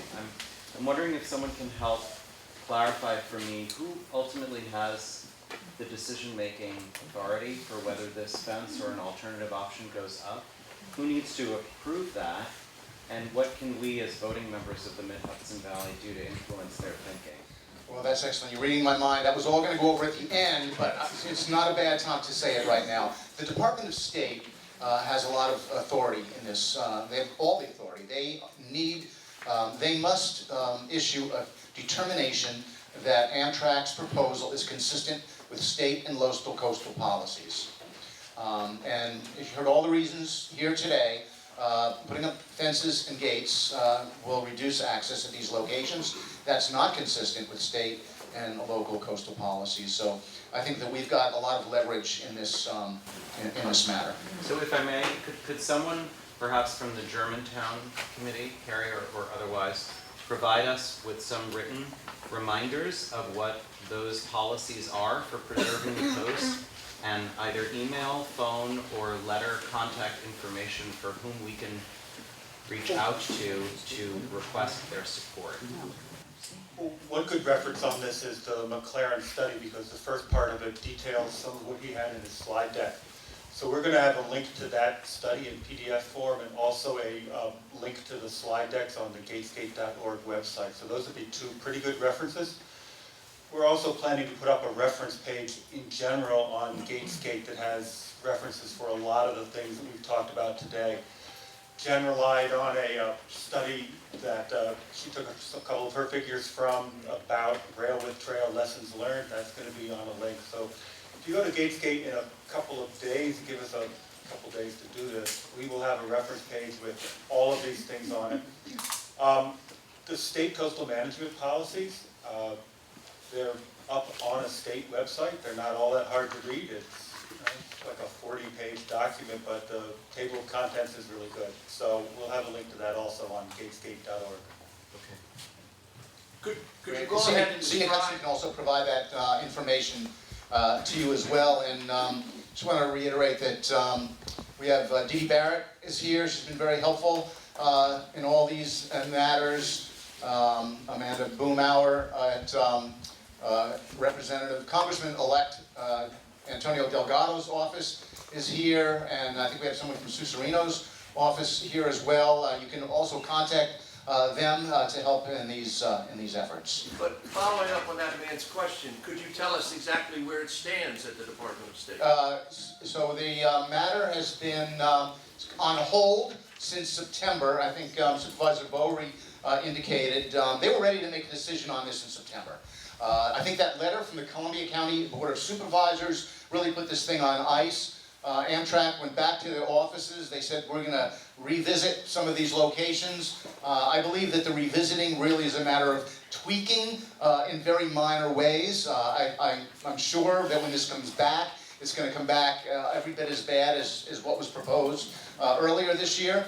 AMTRAK and the Department of State have said that there will be 2 public meetings that would be held early in 2019. That's really all we know. They told us that the public meetings, this is the last they told us, the 2 public meetings would not be public hearings where we want to hear from you. These public meetings will be where we'll tell you what we're going to do. And I think that that is where we need to make it known to the Department of State, the Department of Transportation, and AMTRAK that we need a more public and transparent process, a two-way street, as the Columbia County supervisors have asked for. So that's where it stands right now. We wanted to get out ahead of the conversation now. That's why we invited you all here, brought these speakers here, assembled all the local officials here. Really appreciate that. So that when this starts back up, we're mobilized and we can get the conversation going in our direction. Jeff, what do you plan to do with any comments or marks that people put on the maps or the feedback we get today? Thank you. The next part of the program, we're going to move this screen out of the way, and we've got maps here and maps on the wall, and we'd like you to take some magic markers and write on those maps, where are you using the river now, whether it's a park or not, and how would you like to use the river in those locations. And those will be assembled, and we'll have those submitted as comments. Just a note on that, AMTRAK has put up no trespassing signs within the last several months, last month. That's correct. That's correct. Jeff, when I went through this exercise of trying to get them to stop spraying, I realized, and I spent a few years learning that there's local laws and ordinances, there's state laws, and there's federal. And then there's a higher law called railroad law. So how does the railroad law possibly enable them to just go ahead and put the fences up? There is the railroad, because AMTRAK is a federal agency, and because Rhinebeck has a local waterfront revitalization program, and because the state has state coastal policies, railroad law is not higher than those laws. AMTRAK is required to get this determination from the state that they're being consistent with the state coastal policies and local policies as well. Roger. Yeah, first one for Jen. Like, what you'd want to see is a rail with trail like along the existing maintenance road in the Germantown area. Either on the road or even perhaps river side of the road. We have a lot of width to work with. It may have to weave in and out. You know, the shoreline isn't linear exactly, but it remains to be seen. The point is that we need to plan something thoughtful and go and design it carefully. Oh, and one other thing too, wherever this, like the white paper and kind of the ideas and proposals that are being presented today, have they been like submitted or presented to AMTRAK? Are they aware of this? No, they're being released today for the first time, so, yeah. Yeah, and I just want to remind everyone, does anybody remember the old St. Lawrence cement proposal up in Hudson? And you know, that was a fight that went on for a long time with a lot of people, and the reason that St. Lawrence cement never got approved was because it was not consistent with the state coastal management policies. So, so we can use the same leverage that we had then that we have here now. So do we have any option for an immediate reaction to the no trespassing signs? It seems to be the antithesis of what's going on. You take a train up from New York, it's gorgeous. You just want to live it, whichever's along the river, they're parked. You get to Germantown, it's now no trespassing, Right. do not cross. It's bad for business, for AMTRAK and for us. Is there anything we can do immediately about those? I don't have direct ideas, but I know that I've spoken to a resident that is upset with it and may take some action on that. And I can just leave it at that. And what the action is. What time tonight? Yeah, a buzzsaw. Maybe one more so that we can, in the back, let's go way in the back, okay? Whether there's a fence or no fence, I think what you said about ignorant fences don't, you know, prevent ignorance, education does, so signage is really important. And, you know, there's a lot of people in this community. Are there signs in other languages? Are there signs with a lot of visuals for children who might not know how to read yet, or, you know, if they're just on their own and they're not paying attention? I think visuals and other languages could be really important. Yeah, that's a good point. The comment was that there should be signs in other languages and that show visually the danger that's involved. Again in the back. That's Robert McKeon, the supervisor of Red Hook. Thank you for being here. Jeff, I just wanted to acknowledge that John Penny is here from the Poughkeepsie Journal, as usual, covering all the important issues. And he actually has a question. I've never had actually anyone introduce me so I could ask a question, so I appreciate that. You know, no, I am kind of curious because the state, what they've been moving in the direction of is getting rid of at-grade crossings. So the presentation on at-grade crossings is interesting because it seems to be really against what the state wants to do. And I heard, you know, in Tivoli there's an overpass that's being thought about. I always thought that was the best solutions as much as you can get them. Yeah, I think that at the time, people thought that was the best solution as well. Now we have this leverage with the coastal consistency determination that's required. And I think that I think we're going to be able to use this issue to rally together, to convene the supervisors and mayors in communities between Rensselaer and Poughkeepsie to sign on to one letter to send the Department of State to get our other state and federal representatives on board with this idea that we can have a 21st century to this problem. That's a 21st century solution to this problem. But do you think at-grade crossings are a solution when the state, again, Yes. has been on record saying that they're going in a different Absolutely, absolutely. Do we know the governor's position on any of this? We have not, I have not heard anything. But that's a good angle. Sir? Can we hear from Dee Dee Barrett? Can we hear from Dee Dee Barrett? Yeah. Well, thank you all for being here, and as Jeff said, this is an issue I've been following pretty much from day one with the supervisor of Germantown. Germantown is actually the only town in my district that's impacted by this, but as you've heard, it's impacted in a significant way. And I actually have had communications with the governor's office. What he was doing was clearly waiting till the election was over. He wasn't going to do anything. I think part of us getting the things pushed ahead was because of what was going on in the rest of the state and him not wanting to, get involved in any of this. But I think I think we've all made it pretty clear that this is not an issue just to let happen. And I think, Jeff's analogy, I hope it doesn't go as long as a cement plant, but I think there's a real recognition. I mean, we've had battles over the cement plant, we've had battles over power lines. I mean, We know that our Hudson Valley is an incredible treasure, not just for us who live here, but for New York State. And it behooves no one to mess up what is really a golden goose for tourism, for economic development, for agriculture, for regional economic stability. I mean, it really is like saying, well, we're going to go to France and mess up Provence, or we're going to go to Italy and mess up Tuscany. I mean, there's just makes no sense. So I am committed to fighting this and making sure that I love this. I wasn't really familiar with the rails by trails notion. I think the idea of coming up with positive options and alternatives is really the way that we should be moving forward. So you can count on me, Tom, from my office is here, either one of us, and if you need to reach out and ask questions, or if you have any ideas that we should be putting forward. But we're totally on board and happy to have been here for this entire presentation. And thank you all for being here. And thanks, Scenic Hudson, for your leadership.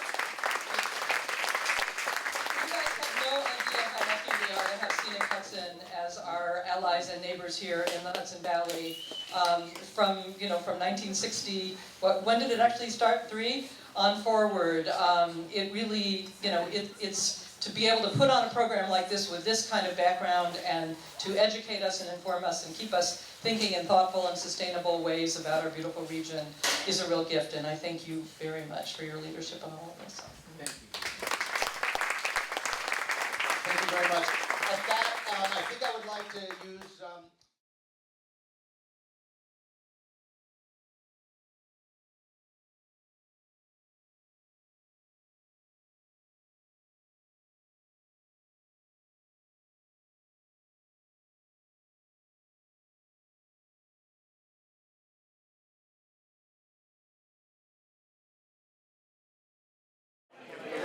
Hello, my name is Gary Bassett. I'm the mayor for the village of Rhinebeck. I'm here at this event today that was really co-sponsored by Scenic Hudson. I'm very thankful for Scenic Hudson for promoting this and getting all the communities that are here locally together to learn more about what the issues are facing us with the fencing along the AMTRAK. As the village of Rhinebeck, I do not have an LWRP, but we represent a source of people who need access to the river, who have access for generations. And what we want to do is work with all these other communities to have those communities and us still retain that access. So what we saw today was that there is a plan. We know how to do this, and all we want to do is be able to work with AMTRAK to be able to do that. We can do this, we can form together. This is not about us taking on them. This is, I want to be able to say, how can we focus together and partner with AMTRAK to come up with the best solution for all the communities, including those who don't have an LWRP like the village of Rhinebeck and others. Again, I'm very appreciative of what we now need to do. We need to think about, in a broader perspective, of connecting the dots. We need to connect the efforts of Scenic Hudson with the efforts of Riverkeeper and the impact of climate change that will have on us for sea level rise, because we can do all these great things, but we know right now from study that climate change is going to have an impact. And as we build, if we want to build trails, connect these things together to have a very cohesive plan, working with all of these great entities to come up with something that we can present to AMTRAK. So again, thank you. Hi, I'm Elizabeth Spinzi. I'm the supervisor of the town of Rhinebeck. It was a great event today. Scenic Hudson brought us all together. Rob Bowery, the supervisor of Germantown, and myself have been working with Jeff Anzavino to coordinate the 20 communities in the Southern Empire Corridor that are affected by the proposed fence and locked gate project for AMTRAK. This project is anathema to everything that we've done in Rhinebeck to protect our access to the river, from the adoption of our local waterfront revitalization program to being a member of the Greenway Comp and our waterfront laws. So we're thankful to have been brought together to work with AMTRAK and put pressure on the New York Department of State and Department of Transportation to not allow this project to go forward in its current iteration. We want to see at-grade pedestrian crossings and rail to trail, trail with rail programs. We want to bring people to the river, not shut off access. Now, I don't recall anybody saying it specifically, but is there somebody besides this review period, besides a website, is there somebody that we should reach out to, our elected leaders? Well, I think we need to be reaching out to the head of the New York Department of Transportation, and the Department of State, and certainly to our state senators. This is something that information that will be put together on gatesgate.org, and it'll be on our Rhinebeck town page. We'll start getting the word out to people. But you know, the state has put all of these plans into effect to protect access to the coast, and this AMTRAK project is anathema to that. So I think we have to get them to listen to us for a better solution. Waterfront Revitalization Program is a New York Department of State sponsored program plan. It's a planning tool. In adopting it, which we did over 10 years ago, it allows us to state how we want to go forward with development issues, especially with regard to property within the local waterfront revitalization area. It preserves open space, it preserves our access to the river, scenic views, rural characteristics. We have a town park already in Rhinecliff. We would like to expand our town park onto Slate Quarry and Long Dock, as we've stated in our LWRP.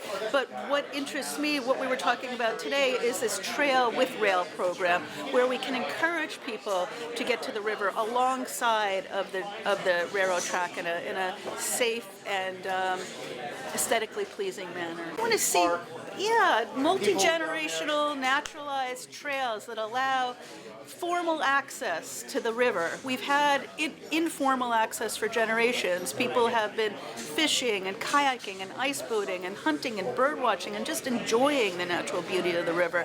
I think we have to make it easier for people to experience that, not put up 8-foot high fences to impede that.